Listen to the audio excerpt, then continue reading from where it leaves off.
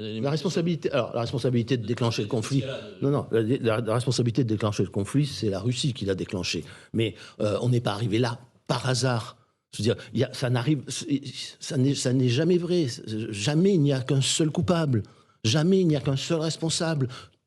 Tous les protagonistes sont responsables. On n'est pas arrivé à la guerre de 14 simplement par la faute des Allemands. On est arrivé à la guerre de 14 parce qu'on avait tous mis en place, tous, je veux dire tous les Européens, une machine infernale qui a conduit à ce conflit. La guerre de 40, c'est pas seulement Hitler. La guerre de 40, il faut remonter beaucoup plus loin pour en voir les origines. Il faut remonter à la guerre elle-même. Il faut remonter aux traités qui l'ont suivi. Il faut remonter à ce qu'on a fait subir à la société allemande, qui a fait que la société allemande a appelé le nazisme et appelé Hitler.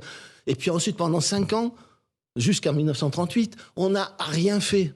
Alors, voilà. Donc tout le monde a sa part de responsabilité et c'est très important de s'en rappeler parce que j'entends souvent dire mais ça c'est de l'histoire, c'est pas important, ce qui compte maintenant c'est le présent et c'est le présent, même pas l'avenir.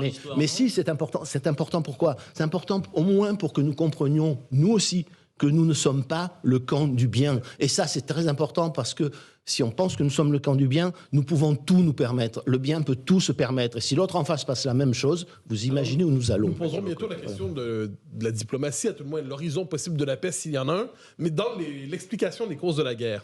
On a beaucoup parlé depuis 1 an, quand on cherchait à comprendre les actions de Vladimir Poutine, on dit qu'il se sentait encerclé par l'OTAN, et cet encerclement par l'OTAN a provoqué à certains égards sa réaction. Mais est-ce qu'on ne peut pas comprendre les Baltes, les Polonais et tous les autres peuples qui ont une longue histoire, appelons ça de domination par les Russes? Est-ce qu'on ne peut pas comprendre finalement que tous ces peuples ont moins été annexés par l'OTAN, qui nous ont demandé la protection de l'OTAN contre la Russie, qui a finalement confirmé leur crainte en s'emparant de l'Ukraine? Oui, non, mais moi je comprends tout à fait. Mais comprendre, c'est déjà rentrer dans l'histoire.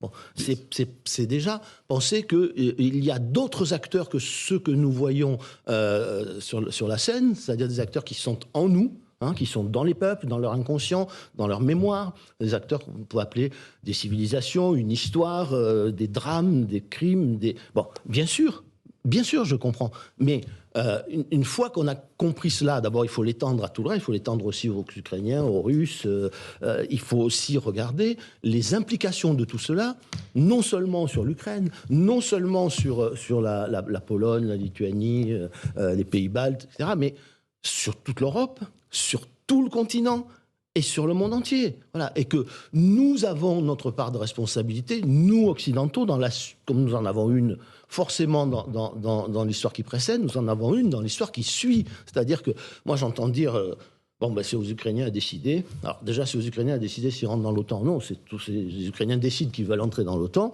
et les membres de l'OTAN décident s'ils veulent ou non accueillir les Ukrainiens dans l'OTAN. Est-ce que ça améliore les choses? Est-ce qu'au contraire, ça les aggrave? Ça, c'est une première chose. Et deuxièmement, ça n'est pas à l'Ukraine toute seule de décider.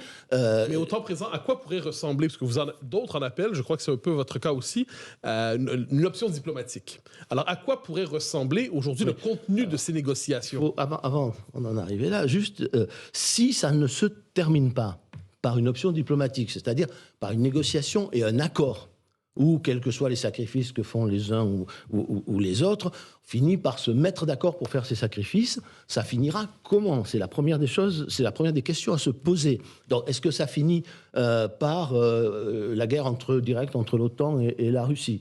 Jusqu'où? Est-ce que ça finit par la guerre nucléaire?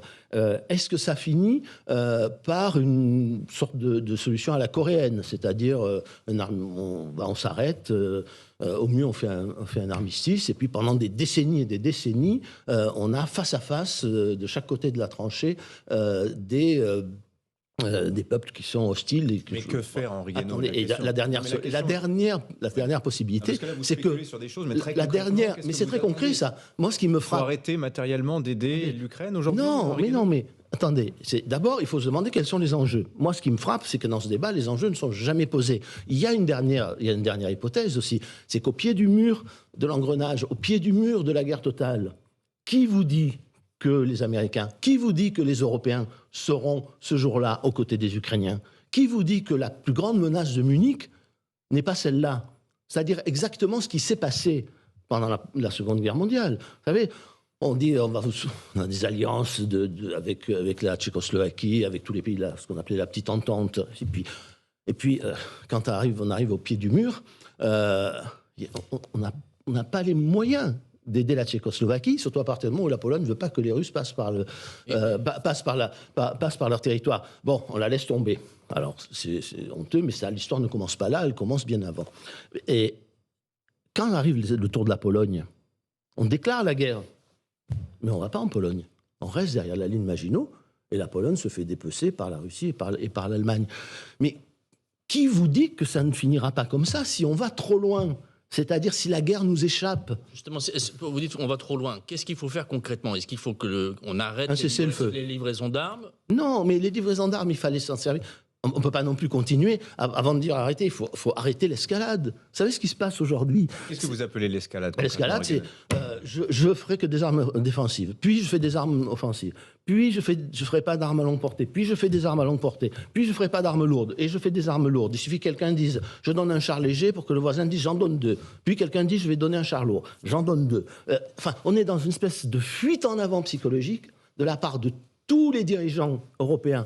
Les Américains sont un peu plus entrés, laissent les autres faire, mais c'est terrible. Il n'y a plus aucune réflexion pour savoir où ça nous mène. C'est-à-dire qu'on ne sous-pèse pas les enjeux et on continue cette échelle de perroquet. Et puis ça va être les avions, et puis ça va être quoi après ?